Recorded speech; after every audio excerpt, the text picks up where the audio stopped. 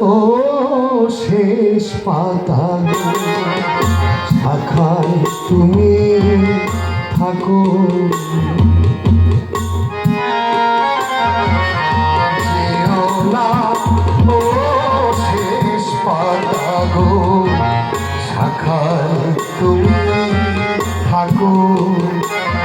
ছিলে তুমি, ছিলাম আমি, ছিলে তুমি, ছিলাম আমি,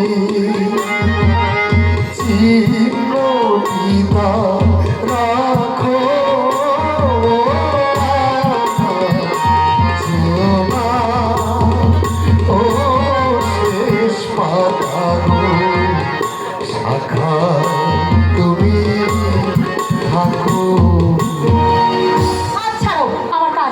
কাজ যদি আছে তাহলে দিনকাকে দিয়ে এত ইনিমিনে চিঠি লিখলে কেন? কটার সময় আসতে লিখেছিলাম? আসলে ঠিক সময় আসতে পারতাম, বুঝতে পারছো, কিন্তু পারলে না কেন? ওই যে শিবানীর জন্য। শিবানীটা আমার কে? ও তুমি তাকে চিনবে না, একই কলেজে আমরা পড়ি। হ্যাঁ, ওই কালীতলার পিসিমার বাড়ি, এই প্রথম এসেছে তো, মানে চেনে না কিছু, তাই পৌঁছে গেল। তা তোমার শিবানীকে দেখতে কেমন? দেখতে ভারী লাগে, একেবারে কাঁচা গোলাপের মতো রং, টানা টানা চোখ, বাসির মতো নাক। সবচেয়ে ভালো কি জানো তো? সবচেয়ে ভালো হচ্ছে শিবানীর চুল।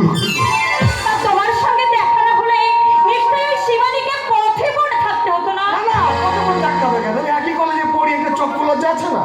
তাই একই কলেজে পড়োই যখন, নিশ্চয়ই শিবানীর সঙ্গে তোমার রোজ দেখা হয়। হ্যাঁ, দেখা হবে না? রোজ দেখা হয়, গল্প করি, সিনেমা দেখি।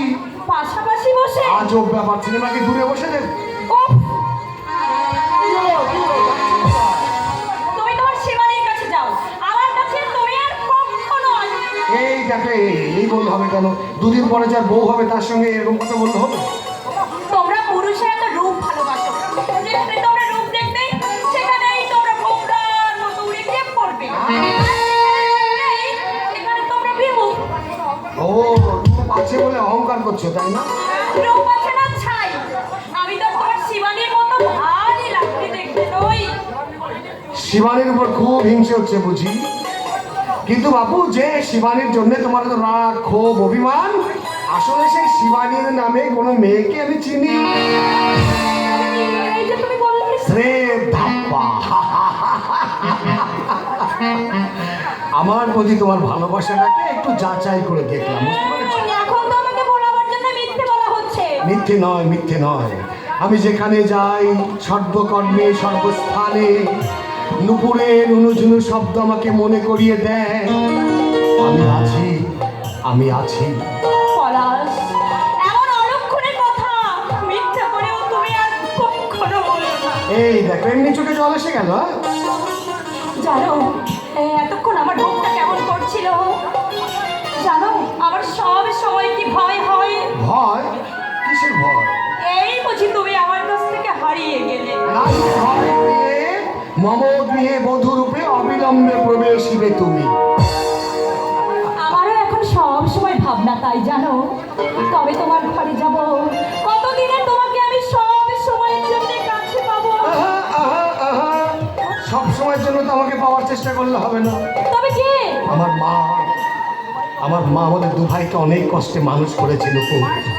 মায়ের সেবা যত্নের দিকে তুমি সব সময় লক্ষ্য রাখো। সে আমাকে শিখিয়ে দিতে হবে না। আমার দাদা, প্রণয়, চৈতালি। থামলে কেন? জানো লোকু, চৈতালির কাছে আমি প্রতিজ্ঞা করেছি, তার ঘর না বেঁধে দিয়ে আমি কিছুতেই বিয়ে করব না। তার মনে আশা আছে, কামনা আছে। হতভাগিনী অন্ধ বলে তার আশা, কামনা হতাশার অন্ধকারে মাথা ঘুরে মরবে, আর আমরা সুখের কোলে হাসবো। সেই হাসির মধ্যে কখনো তৃপ্তি থাকবে না। পারবে না, পারবে না লোকু। চৈতালির ঘর বেঁধে না যাওয়া পর্যন্ত আমার জন্য অপেক্ষা করতে পারবো, পারবো পলাশ, তোমার জন্য আমি যুগ যুগ ধরে অপেক্ষা করতে পারবো। এই তোমার ভাগ্য লক্ষ্মীর কথা। আমি তো তোমার পলাশ, আর সারা জীবন আমি শুধু তোমারই থাকবো। নিজের মনকে প্রশ্ন করো। মনকে তো কতবার প্রশ্ন করা হয়ে গেছে, উত্তর তো পাই না। তুমি বলে দাও।